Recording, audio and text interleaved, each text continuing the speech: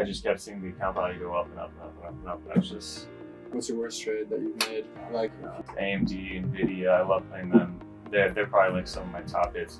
And then you can do like the reliable ones, like Tesla is super reliable. I think I could trade Tesla very often. At least the very first thing I tell anyone who wants to get into trading, you're going to lose money. What's good, everyone? Thank you for joining us and welcome to the Web3 Experience.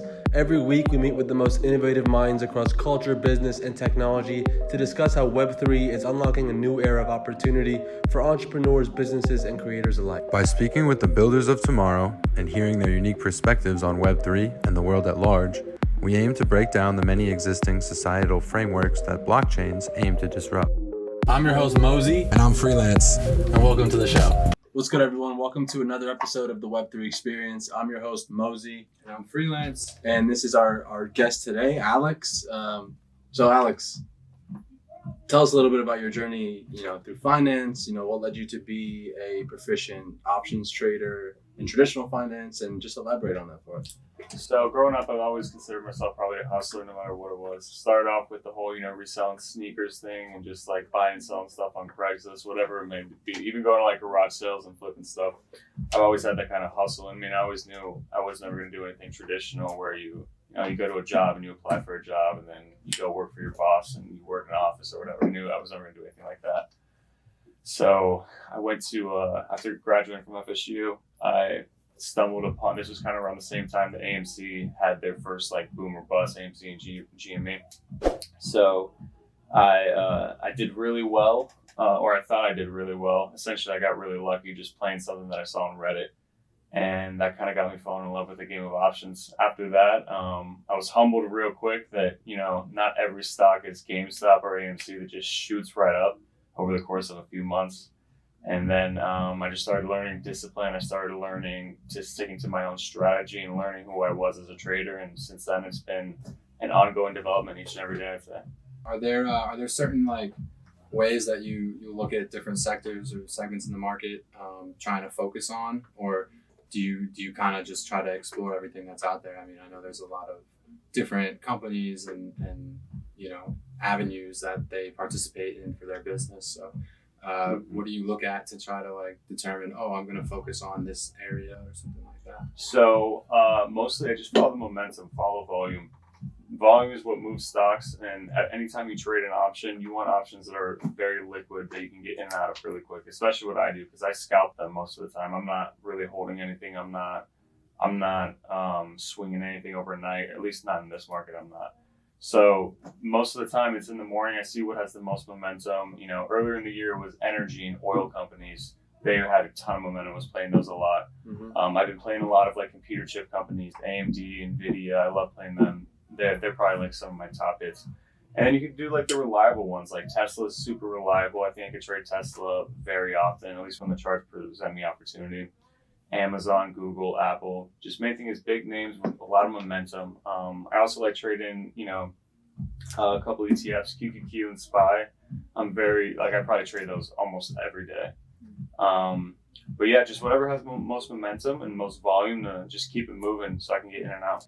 Yeah. Mm-hmm. So, I mean, over the past year, there's been a lot of volatility across all markets, not just Web3, but traditional markets. So what do you do? Are there any mottos that you follow to help keep you sane mentally? If you go on a losing streak of a lot of days where maybe your charts aren't really reading the way you thought they would read and they're not producing, what do you fall back on and keep you sane? So in a situation like that, I would just scale down. And actually, probably like a month and a half ago, I had like 4 or 5 losing days that hit me pretty hard. I didn't lose that much money. I lost a lot of confidence in those few days. Mm-hmm. So I scaled back. I just take a breather and, maybe like I'll skip a day of trading and be like, just watch the market. Even if I see opportunity, just, kind of like hit my reset buttons and make sure that what I'm doing, I'm not chasing nothing. I'm not looking at another trader and saying, oh, he just made so much off this. I got to go do what he's doing. Sticking to my own strategy. I'm sticking to my stop loss. I'm sticking to my own edge, which is my high probability plays that I believe in, that I played myself.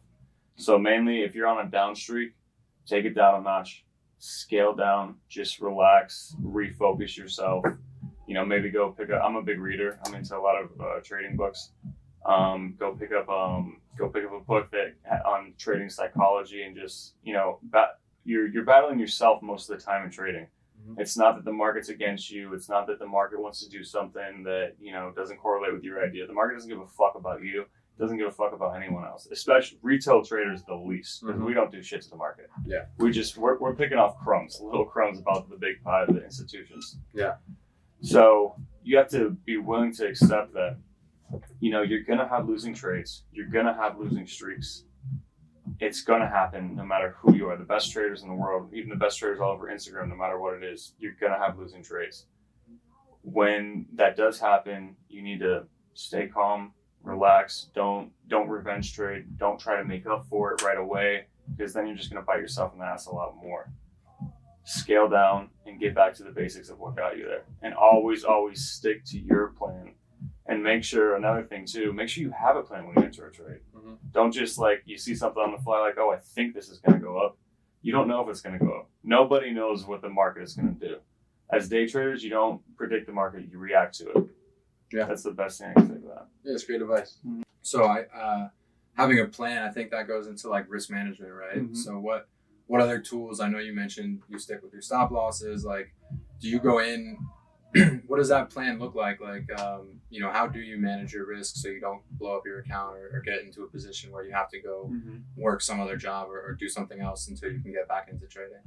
Gotcha. So main thing is how I structure my trades is I don't put more than, depending on my confidence in the trade, I don't put more than 15 to 20% of my entire account value into one trade. Okay. And if I'm doing 20%, I'm super, super confident. That's A+ setup right there. Of that 15 to 20%, I try to only risk, 10 to 15% of that initial 15 to 20%. So I'm only risking 1.5 to 2% of my account per trade. And even sometimes before that, if I don't like the price action, even before it hits my stop loss, then I'll get out. I want to see the either increasing volume if I'm playing something up or decreasing volume if I'm trying to short it. Mm-hmm. So sticking to that route of my plan protects my capital, and also when I know my capital is protected by a stop loss like that, I'm so much less emotional. And when you're less emotional, you kind of trade like a robot, and you're kind of almost get into one with the market. Mm-hmm. That makes sense. Mm-hmm. Mm-hmm. Now, do you use leverage? I know that's a popular thing in crypto. A lot of people will get into that, and then you can make good money quick, but you could also lose a lot of money quick. Yeah, no, I've never used leverage. I don't use a margin account. All my transactions are cash account, which for me just works best because I started off with a cash account, and I never just really got into the margin trading. Yeah, gotcha. Safer. Yeah, exactly. Yeah, we've seen a lot of people in our industry. Even nowadays you can stake NFTs and take out loans and leverage that intellectual property.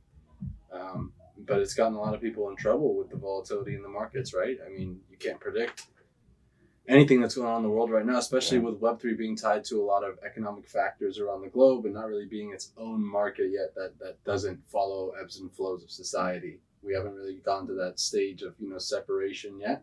But I think in the future, just I don't think everything's going to be pegged to Bitcoin in the future, right? A lot of the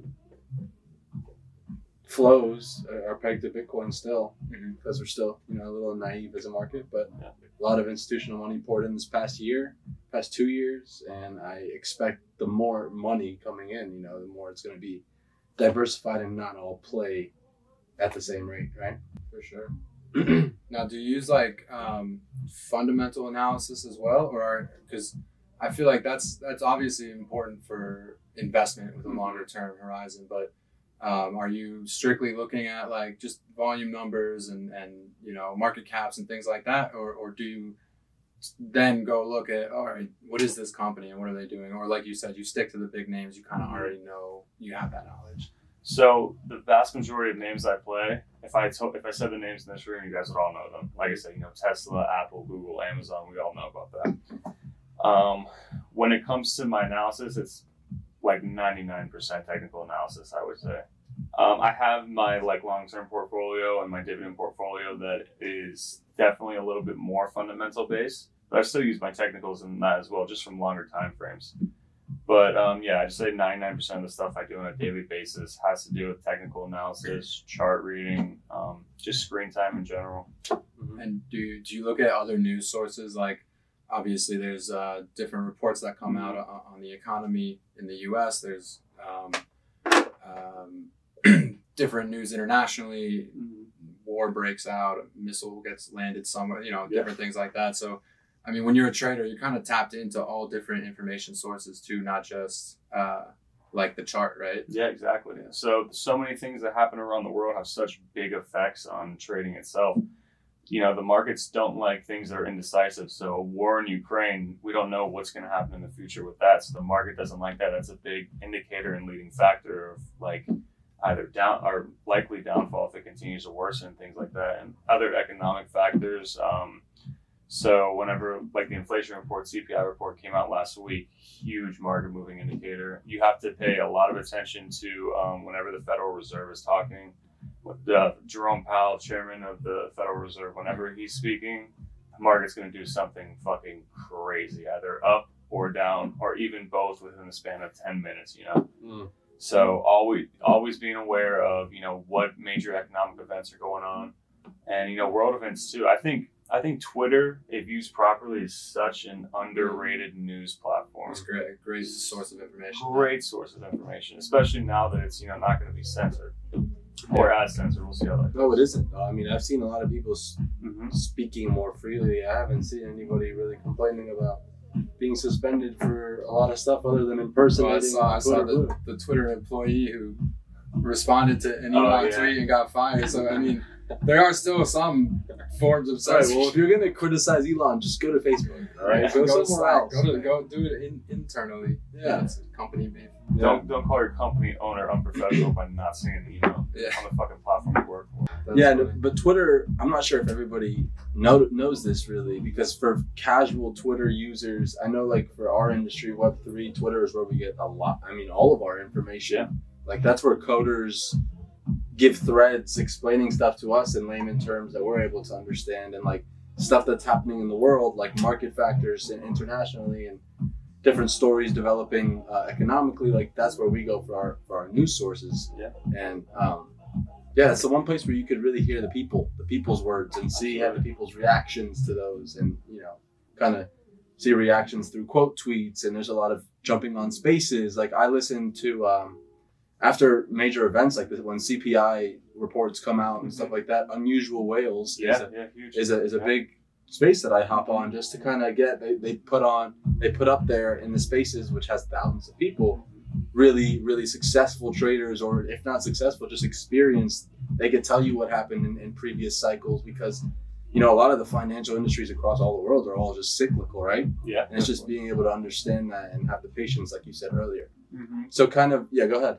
No, I was just gonna say that, like, literally, like you're saying earlier, just casual Twitter users don't really realize there's a whole financial Twitter, FinTwit. Oh yeah. Like, and if I said FinTwit's to like a regular Twitter user, they'd be like, what the hell is that? Is that a whole different app? I mean, it kind of almost is in a way, depending on who you follow. Like, I have a personal Twitter, and then I have a Twitter just for my financial stuff, my stock stuff. For sure. And also knowing who to follow on there too. Oh, because there's so many guys, especially like you guys' space too. So many people who are full of shit. Oh yeah. So many people just selling dreams, and you'll find like good guys who like generally want to give out factual information to help everyone else, but just knowing who to follow. So there was a phase when I first started of guys who I was following, like just seeing their P&L. So I'm like, oh, I gotta follow this guy. He's on it. And then realizing he's fucking paper trading or something like that, Yeah. There's a lot of just hoopla on Twitter. You really gotta get past the surface level of some people just kind of capitalize on different events, right? Like what we're seeing with FTX and collapses of exchanges. You got people just leaking random misinformation on Twitter, getting a ton of engagement because people want that to be right. They want that to be fact because it's interesting and it's something different. But a lot of that is bullshit, and people are just engagement farming through these kinds of flows. And you really have to understand. Like Twitter is a great source, but it's also a great source to get like scammed or get crushed by following the wrong people, like you're saying. And yeah, I mean, at the end of the day, just always do your own research and verify who you're interacting with, and verify with others in the industry. Like fintech, we have CT, is crypto Twitter. It's like where we all follow the same type of people. We all get the same information. Yeah, you'll see it sometimes too, and then someone will try to scam you, and then you go click, and you look, and there's like no mutual followers, and you go look at their posts, and they're just like reposting shit, and you're like, oh, this person's not really real. You know? Lots of fake accounts of, like you were saying earlier, impersonation accounts too. Oh yeah, like just adding one letter or something. And that's where he says, like, if you see an account that is followed by a lot of the mutual people that you trust, like when you click on an account, they're DMing you and you see followed by X and 68 or 100 something other people, you're like, oh, okay, so all these people, he could be more likely to be verified or credible, right? Of course. So these are little things to look at. Yeah. So kind of shifting from traditional finance to more Web3 based stuff, let's kind of just get your overview from, a Web3 knowledge perspective. What are your thoughts on the industry from a traditional finance perspective? From a traditional finance perspective, I still think we're super, super, super early. Like super early. There's still so much to learn about it. And like I said, it's not like my space of expertise, but I will say I do believe in it. I do believe it's the future. And even with this like FTX fallout, this is going to be a huge learning lesson for everyone involved, I feel like.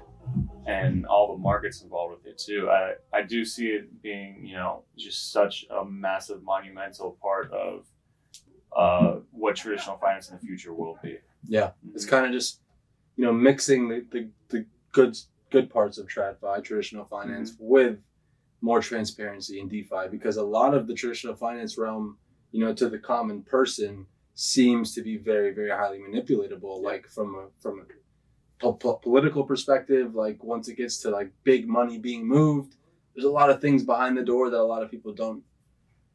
I don't know. You kind of just either reap the benefits of that, or you get crushed by certain events that other people had information to that you don't. And then like DeFi and crypto is kind of just making everything more transparent on ledgers. And we're going to get into shifting towards proof of reserves, which is, I think, something that's really interesting for the traditional world, and like raising capital and being able to track treasuries of companies and actually see what people are doing with your money after you invest in a company, right? Proof of reserves is a cryptographic method that demonstrates an exchange's or institution's ability to honor withdrawals from its platform at all times by providing a way of keeping tabs on customer funds.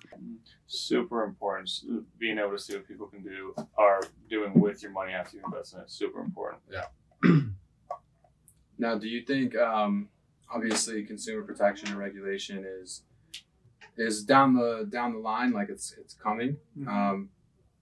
Do you think it's as important as people make it out to? I mean, what happened at FTX? I think that's something that is very feasible if it doesn't already happen in the traditional finance world as well. Mm-hmm. So I don't know. I saw an interview with SBF last night where he was responding and saying, like, no one's really regulating.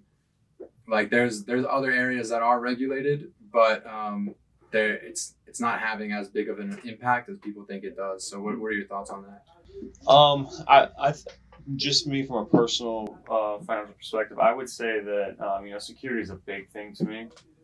That's why like early on I was never like really into like crypto. I wasn't finding it out. Like when I first heard what an NFT was, I thought it was absolute bullshit, to be honest. When I remember my buddy was telling me, he's like, it's a non-fungible token. And I'm thinking it's like, currency, like an actual coin token that you gotta like get or collect or something. So, but as it progresses, the more security, the better. At least from my view, the more secure that I feel like my asset or my investment will be, the more likely I will to continue diversifying and to continue just educating myself on the market, knowing that's something I can trust. Mm-hmm. And I tend to be like very old school when it comes to like, finances and, investments and stuff like that. And yeah, like you said earlier, we're just extremely early to the point where I think new people coming into Web3 don't know who to trust, right? Yeah. Because so many trustworthy companies have gone under, right, in the past year and recent events, that you're just kind of left wondering who should we trust? Like, for now, if you want my advice, is you don't trust anybody in crypto. You don't trust anybody in Web3. The only thing that you need to do is just have everything in your wallet and kind of wait for wait for the fighting to commence, right? Wait for the top dogs in Web3 to kind of separate themselves and set a precedent for what a decentralized financial market should look like, because having it in the hands of Sam Bankman-Fried and like, you know, these centralized companies that are operate in the same sense that traditional finance companies do, they're just using crypto as the form of payment now. You know? Right, it's the same thing, just a different medium. I mean, that's why you trust code, right? I mean, that's the whole point of DeFi and cryptocurrency. It all comes from code that's gonna say this is happening. If X happens, then Y is the response. Like, right? And that's what DeFi is. But these platforms that are going under, that are taking customer funds, they're not run off of smart contracts like that. They're run off of, I'm giving you my money, and now I signed the terms of agreement, and you can do whatever you want with it. And allegedly, I get 7%, whatever it is. Right? So yeah, until you want to take your money out, and then if everybody's getting 7% and everybody wants to take their money out at the same time, then nobody's getting 7%. Yeah. Right. So that kind of with the ties, I'm not sure how familiar you are with the FTX situation, but Sam Bankman-Fried, who ran the most prominent and the most marketed crypto exchange, his family has deep ties to the political parties. And the Democratic Party specifically, they were the second highest donor to the Biden campaign, over $50 million donated, and Sam promised to donate over $1 billion in the upcoming years to the Democratic Party or to different political lobbying. So his family, Sam Bankman-Fried, is very tied into, you know, the Clinton Foundation and the appointment of Gary Gensler as SEC, and it's all kind of very fishy in the sense that it makes you wonder, were they expecting this collapse on like a Lehman Brothers scale of over $10 billion? Were they expecting this just so they had an opportunity to A, buy crypto cheaper, B, and I think is the most important, should have been A, is create a CBDC, which is a centralized bank digital currency, which is their version of crypto. It's kind of eliminating crypto by creating your own digital dollar. And, you know, in this sense, it's just going to be manipulated in the same sense that they could shut down your wallet if they want. There's going to be social identity and social credit scores that they will just lock your financial account. If all of your money is digital in that world and they control your digital money, then if you do something wrong, and they're already experimenting with this, you know, like in China with like social credit scores and stuff like that, like this stuff is coming to society. And when that happens, you want as much independence, whether it's your data, your finances, you know, everything security speaking. Like, we can't trust governments around the world to care for the retail investors. They don't care. So it's like, do we think that CBDC, what do you think about CBDCs and how the government may want to regulate crypto moving forward, especially with what happened? I think definitely, you know, going back to your point of how SBF is just so tied to, you know, like the Biden administration, things like that. Once you reach hierarchies of the Bidens, the Clintons, and things like that, that's when you start to realize, you know, how, I don't want to use the word corrupt, but I can't find a better word than corrupt, how corrupt everything pretty much is. Mm-hmm. And I think that like kind of plays back into same thing what I do like with stocks and options. Like, somehow Nancy Pelosi always knows when to fucking sell. Somehow she always knows when to sell, when to buy. We're gonna put a chart up on this. It's like her selling the bottom, buying the top, on like over the past few years. She's selling the bottom, buys the top. It's pretty opposite. Pretty remarkable. Selling the top, buying the bottom. Selling the top, buying the bottom. Selling the top, buying the bottom. Like either that, or you just do like, you know, the inverse of Jim Cramer. You could do that one too. Just do the opposite. Everything he says, do the opposite. There's I think someone's trying to create Jim a fund. Cramer sells the bottom. Someone's trying to create a fund that is like the inverse Jim Cramer fund, and I think it's up like 20% a year. That's great. It's crazy. It's so funny if you're on Twitter and you see Jim Cramer tweet like, "Sell all your crypto, people." If there's not one negative person in that comment, everybody is like, fucking pump it. Let's go. Just buy. Mm-hmm. Oh man, yeah, it's interesting. It's because, like, you know, these systems don't want retail investors to succeed on a constant and a consistent basis, right? Mm-hmm. Absolutely not. I don't think so. They'll throw you a bone here and there, but at the end of the day, they want that money staying where it is. It's a capitalistic society. I mean, and they'll do whatever they want with retail investors. We only make up, let's say, like on a good day, maybe a little less than 10% of the overall market. maybe 7-8%, something like that. I could be even just shooting it way too high right there with 7-8%. And what percentage of investors are retail investors? Just kind of to get a perspective of if 8 to 10% of the market is retail, how much money is that in the market? Exactly. Not crumbs, like I mentioned earlier. Like I just want to make crumbs off of what these guys. What I mean is like how little people there are at the top controlling so much of the capital. Exactly. It's like, you know what I mean? It's like we're just kind of playing around with that 8 to 10%. But if the market's really moving, it's that like 0.01 to 1% of people who are doing something with their money, and then the market moves. Yeah. You know? Exactly. I think like in the future, once there's like maybe a merger of centralized finance, with traditional finance with blockchain technology on the back end, just verifying proof of reserves, verifying transactions, verifying, just what happens on a day-to-day basis on a global level. Because if you think about it today, every stock market is, for that country or that region, right? Because not all stock markets are combined, and not everybody can trade stocks from every exchange. Yeah. So like if there was a global source of data where everything was uploaded and everything was verified and transactions, now you have capital from all over the world in a centralized market, in a single market, all working together. And that's something that, I don't see, like, that's where I see it going, right?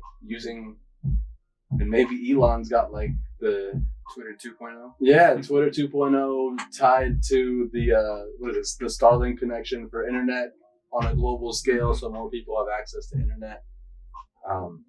There's a lot of ways and avenues that it flows into. So let's talk about DeFi and the KYC process, knowing your customer and how important that is for the growth of crypto and a decentralized financial market. If KYC, knowing your customer, meaning that they need to know whether it be your social security number or a bank account, something to identify who you are as a person. Obviously, there's different levels of verification. But what are your thoughts, both of you, on that process? So, giving out my information to anyone, I obviously, I'm very you gotta be very protective about that. Kind of goes back into what we were saying earlier, just like knowing that I have a sense of security that whoever I'm giving that information to, like whoever's trying to get to know me as a customer, knowing that my information is safe and knowing that like whatever I give you is going to be secure, that again will just give me more confidence to continue, uploading assets into whatever it is who's trying to get to know me as a customer. So do you think knowing your network or knowing the institution is more important than KYC? Like knowing the network that you're trusting with your money is more important than knowing the customer? If you're getting my money, yeah, it's more important. Yeah, definitely. What do you think, Lance?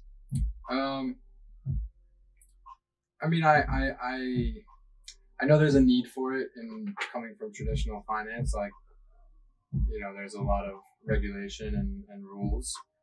And I know within DeFi, they're working on solutions, decentralized ID, where there's going to be ways using like zero knowledge proofs. And they have a project called Mixicals, which are like oracles, but privacy preserving oracles that can pass data that meets certain criteria, but doesn't actually give that data, that information to the person looking for it. Mm-hmm. So let's say you're a DeFi platform and you need to ensure that this person is a citizen of this country and certain things match up about their identity. But instead of having to actually provide your identifying information to them, it calls this oracle that can confirm that information that's attached to your like wallet, your address, without actually giving that information to the company. And I think we're going to see the rise of that kind of technology over the next few years. But that is stuff that's like being built out, right? So like wallets. So like think about it as a wallet that you can kind of put different thresholds of information and grant certain permissions to platforms saying, hey, you could see my email on this, or actually you can't see my email once I connect my wallet to your page, or you could just see my phone number. But there's different things, location, data, because nowadays if you want to do anything, if you want to sign up for something, subscribe to something, you put your email, right? And that email is sold typically by by these companies. If they collect a ton of data, they're just, those emails are worth something. Data's oil, man. I mean, Marketing. I was learning, whatever, Duolingo, like the language app, and I have the free version, so I get the ads. And I hate it. These ads come, they're awful. But they come up with these games, right? And they look like the most simplistic games that, they just take time, but they're really just something that you can do for hours and entertain yourself. And I'm looking at it, I'm like, these games are so like childish and janky, like, no offense, but just not like that amazing. But it makes you wonder, like, okay, you download this game, you start playing it, maybe you don't delete it, whatever. Like, what kind of information are they taking, tracking across other apps and what you're interested in, and then taking that data and then selling it. And then that's how this cheap little game actually makes its money. Yeah. It's not by you buying anything in the game or you don't pay to download the game. Yep. It's just sitting on your device now and it's tracking what you do. And now it's selling that to other people. It's not even sitting. You don't even have to be on the game for them to take your information. You're saying, it's like when you download an app nowadays, it says ask app to track or ask app not to track. It's basically saying like, hey, if you open this app and you don't, cancel it off of your phone, then it's going to continue running data as you're on your phone, just running whatever you're doing. So I never want anybody. I get targeted ads for whatever. I was thinking about some weightlifting equipment, like on a specific muscle in my body, and all of a sudden I'm just getting bombarded. I didn't even type it anywhere. Yeah, it's crazy. They just heard me. So if they can hear me, I'm not asking any app to track anything else. Mm-hmm. They're tracking enough. Yeah, I mean, I'll be on my computer looking up something. Like the other day, I was looking up furniture on my computer. Then all of a sudden, I'm on Instagram and Wayfair. I'm getting Wayfair ads for couches. Like while I was just on my computer looking at it, not even looking at it on my phone. Yep. If you're somehow thinking about it, they're gonna know you're thinking about it. Yeah. Let's talk about that increased transparency aspect for blockchain and the proof of reserves concept. They would like voting, like proof of voting, proof of polls. Well, the voting is interesting. I mean, think about how every election up until 2020, even these midterms, like we knew the night that it was happening, and now it's like, oh, we gotta count votes for the next few days to figure it out. By hand. Like Some of them by hand. We have this technology in front of us now. We've got bro. DAOs that execute votes with millions of people participating. And again, using these different technologies to put together some type of voting system that is transparent, that is very easily observable, that everyone can see where the votes went to. And, that's a game changer, but will it realistically be adopted, right? It'd be cool to track votes in real time, like leading up to the end of a countdown of an election, rather than just looking at like Channel 7 and seeing this guy in a tux, like, hey, it just bumped up 2%. Yeah. Like, all right, sure, but we don't know how many votes or like the exact number and seeing it in real time. I think that would be pretty. It's like watching a sporting event without knowing the score. Like, that's just full competitive, but like, I mean, you don't really know which side. Like, it doesn't make it as exciting. And then the degenerates would be gambling. Oh yeah, they'd be gambling. They already are. They already do gamble on elections, of course. When you guys are looking into getting into a project, what assures you the trust that you need that like this can be a safe investment for me? What traits do you guys look for? Are you talking about crypto or NFTs or no, like more towards NFTs? NFTs are easier. That's what NFTs are getting easier because dude, last year it was completely anonymous. Like there was you would look at like how well they optimize their smart contract or how well they're marketing or how well like their website was developed, like the quality of it and the quality of the devs that they put together. But a lot of it comes back to credibility. It's like how long were the builders in the space? What's their reputation like? The fundamental analysis part, right? I'm a big fan of that, and it's hard to get that diligence when the founder is fluffypenguin.e on Twitter, and he's got 18 posts with like anime characters. Like you're like, oh shit. Well, then you start looking at like volume and shit like that, right? How much hype is there? Exactly. So that's really it. Because also in Web3, it's like there's always whales that get information too before everybody else. So it's kind of like you're saying, the volume. It's like maybe there's some people who were given tipped on something, and this happens in every developing industry. You know, there's always corruption, especially when something is developing. Like the people who know about it early are going to try to reap the benefits of it on its way up, obviously, and then as more people come in, it becomes less corrupt.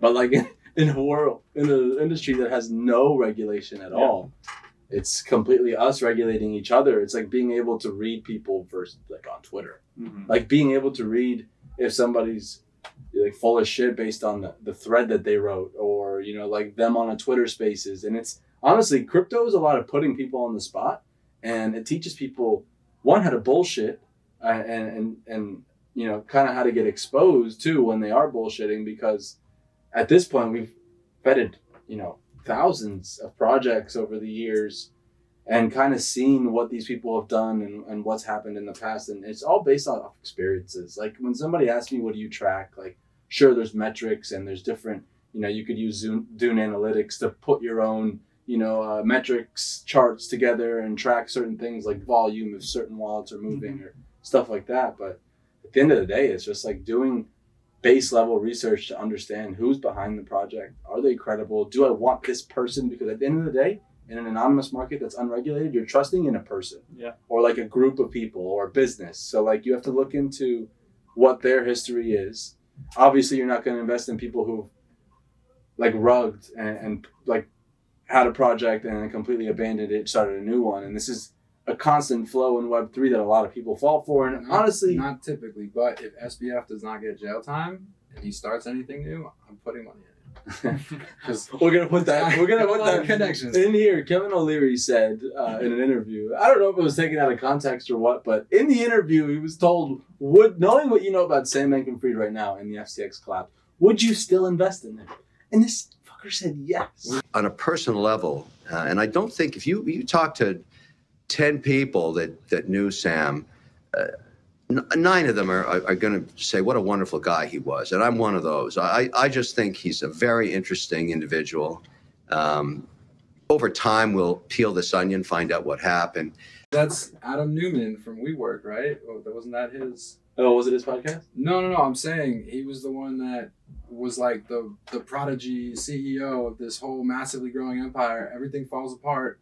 And here it is like 3 years later now, and he just raised for like a new $3 billion fund or whatever. There you go. Right? And it's like, all right, enough time has passed. Yep. There's new people that we could be angry at. Yep. And now it's a redemption story, right? So do you guys think he's going to serve time? If so, how much? I think he just got extradited.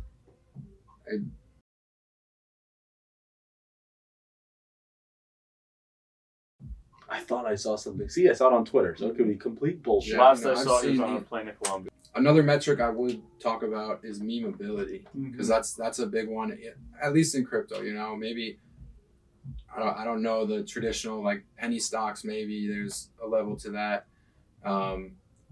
but when certain projects come out and it either has a very memeable name or something that's going to generate a lot of attention, you can kind of use that as a metric as well. Yeah. Which is like an underrated one that maybe people don't talk about as much, but yeah, you can see it. And then sometimes like that is the only metric. Like you'll see some interview comes out with some large political figure or celebrity, and they make a social gaffe and say something the wrong way, and then all of a sudden there's a token with that name, right? And then you're gonna have like 2 days where it goes vertical, and you better sell it at some point, because then it's shit. There's nothing to it. It's gonna drop after. But it's a good point. There was another World Cup, right? Yeah. With the World Cup coming up, it went, but then it all exploded, right? And this is just like bringing it back to understanding Web3, especially NFTs, is understanding like how culture and how the internet kind of plays off of what's going on in the world too, because a lot of it is current shit. Like if there's a project that's, for instance, like derivatives, if there's a project that's trending, like last year, let's say Doodles, for instance, there was like 10, 15 different Doodles derivatives. Projects that use the same theme and style of art, just with their own spin-off. A lot of them even sold out, man. Like raising a couple $100,000 just like that, just for kind of playing off of what's going on and what's current. And it's like staying in the know and what's going on Twitter and on Reddit now and all these different mediums. It's like what's going on in society really kind of dictates where value flows too. Like these coins that pop up for the World Cup, for FIFA, for the elections.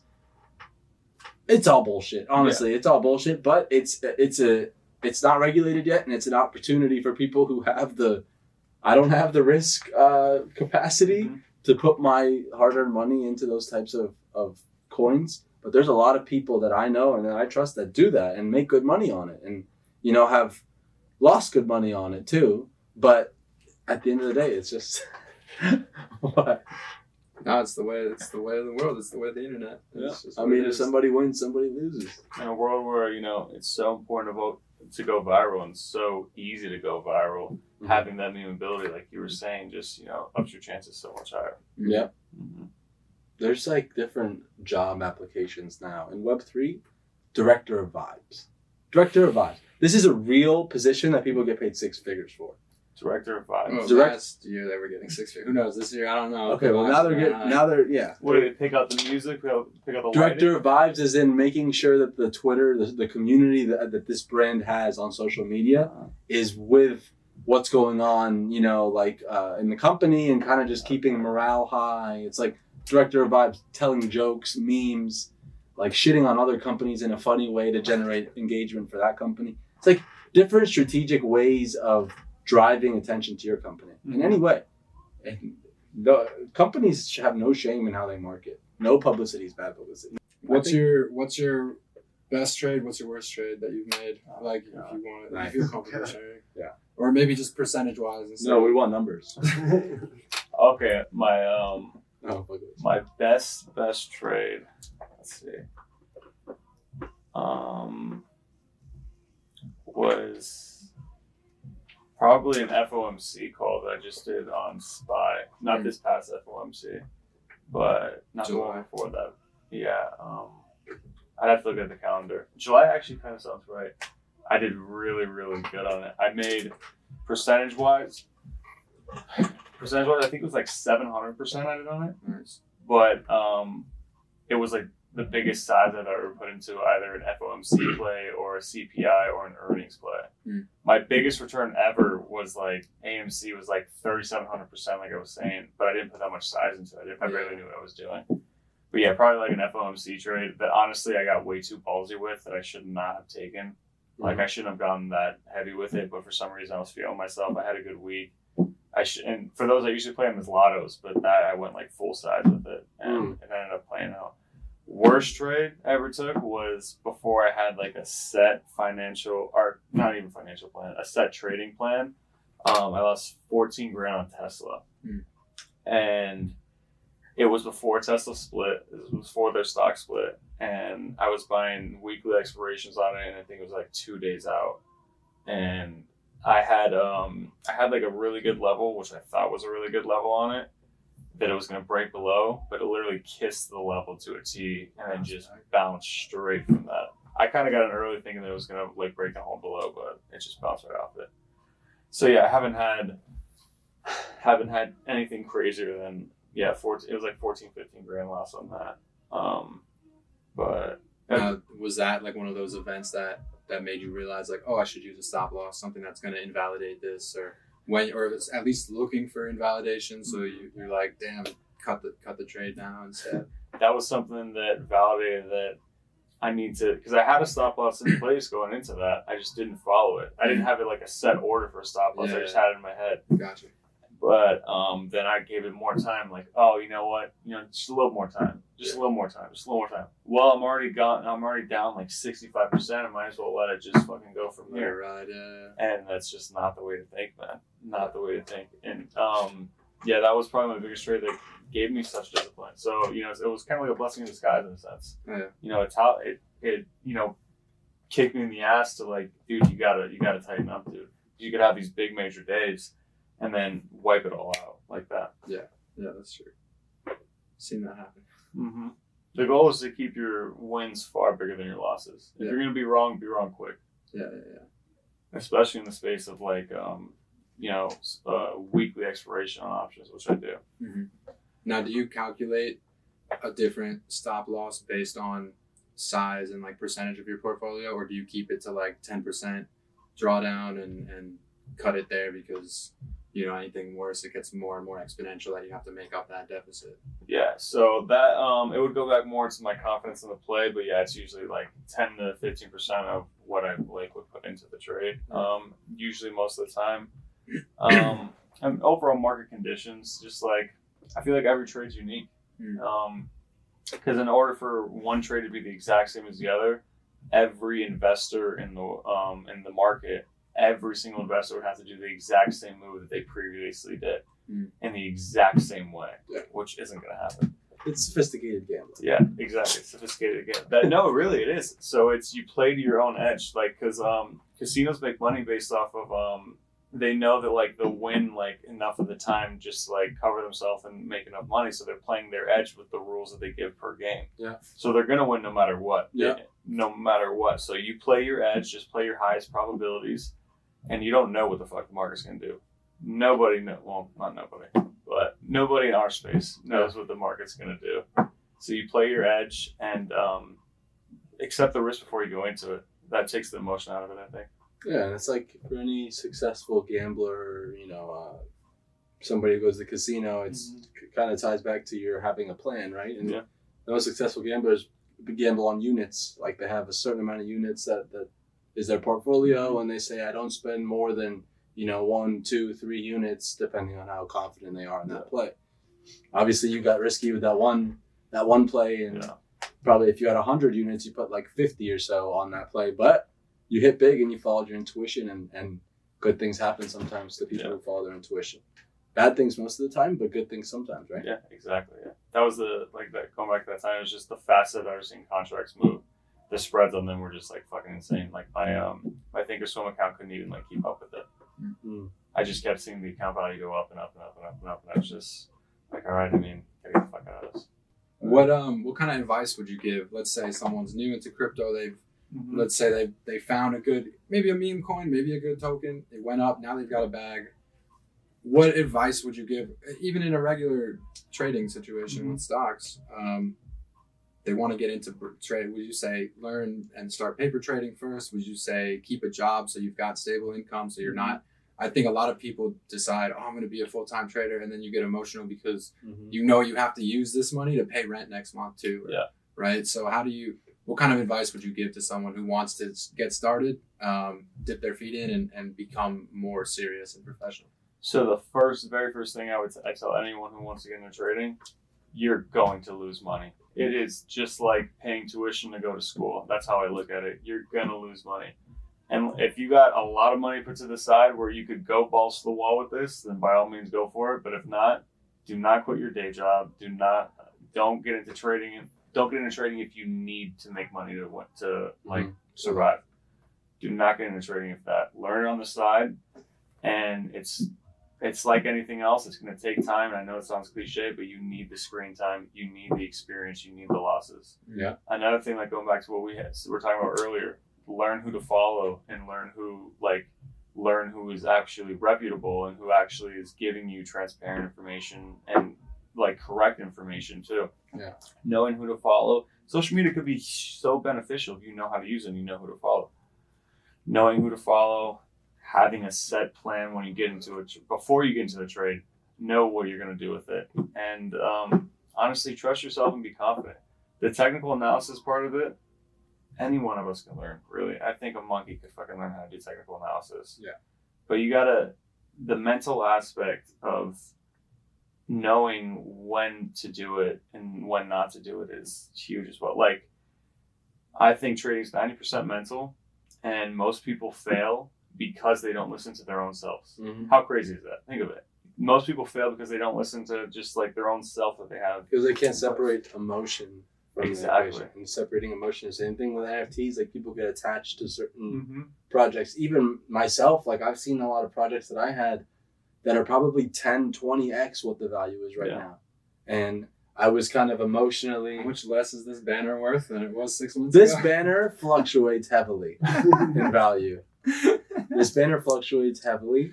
However, there's upside. In the future, I think let's get we should get like a count on the net worth of the banner like now, and then when we're done, when we're like 1,000 episodes into this podcast, we kind of put the banner up there and compare net worth.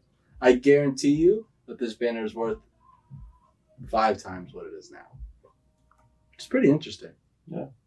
What does it look like to you? Bunch of crap? No, bunch of. So those are mutants. That's all I know, right? Yeah. There we got the mutants. Those are the apes mutants. up top. Mm-hmm. These codas right here, these 3 codas in the middle at the forefront. Those are like the new characters in the Bored Ape like metaverse. The other side. Okay. Those are.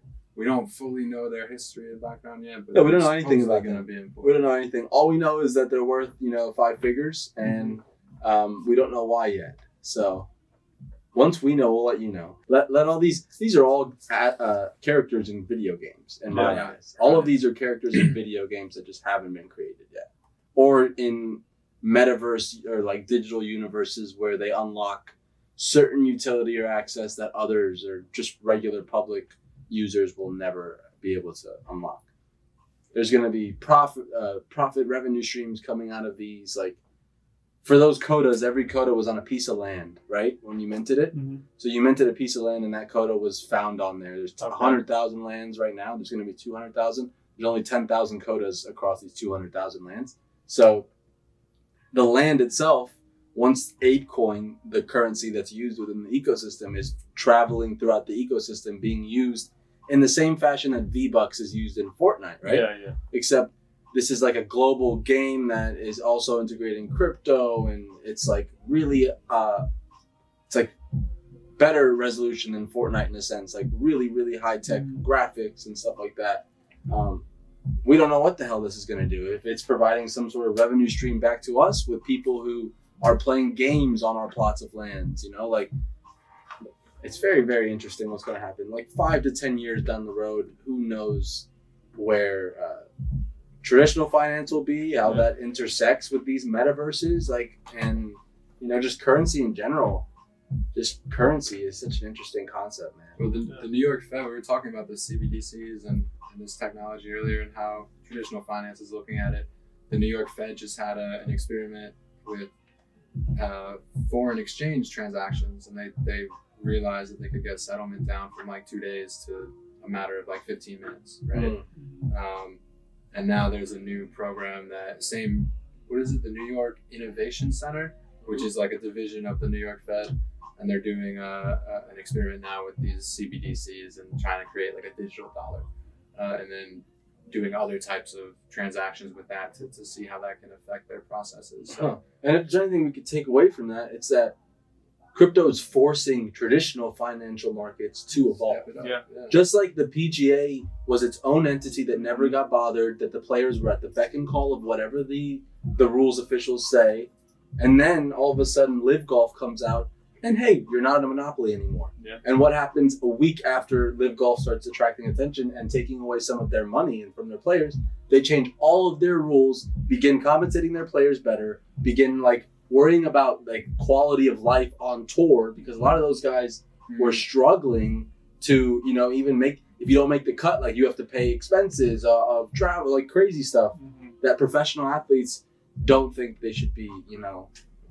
When we get to the entitlement of professional athlete, that's a whole different story. But yeah, monopolies, without competition, nothing evolves, nothing innovates, nothing changes. Because at the top, people are all comfortable, reaping the benefits of the people that they're exploiting at the bottom. Yeah. So now crypto is forcing them to come up with some strategy to, one, try to get rid of crypto and stay within the same parameters of corruption and, manipulation of markets, dude, I saw a video of at like the Economic Forum something, I don't know what it is, but Indonesia, their president is talking about how there's going to be a social credit system or social health system that is linked to the FDA that tracks people's vaccine and medical health history. So you can literally get banned from a country. You cannot go to Indonesia if your health score, which is virtual, is not up to their parameters. Wow. And that's just like the beginning. Like they're going to go to health, finance, it's just going to keep trickling into how many sectors of your life can they control. But they do that to governments now, right? Yeah. Was it Ghana?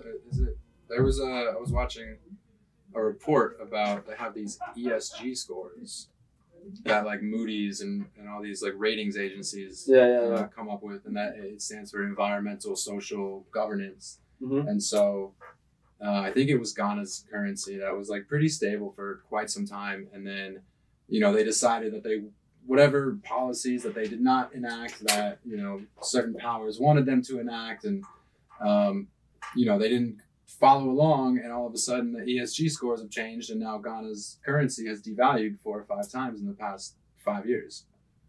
So it's already like coming on a big scale. It's there. So how do they apply it to the individual? It's scary to think about. Crazy, man. Yeah. Mm-hmm. I mean, the human nature at the core of it is of self-interest and control, right?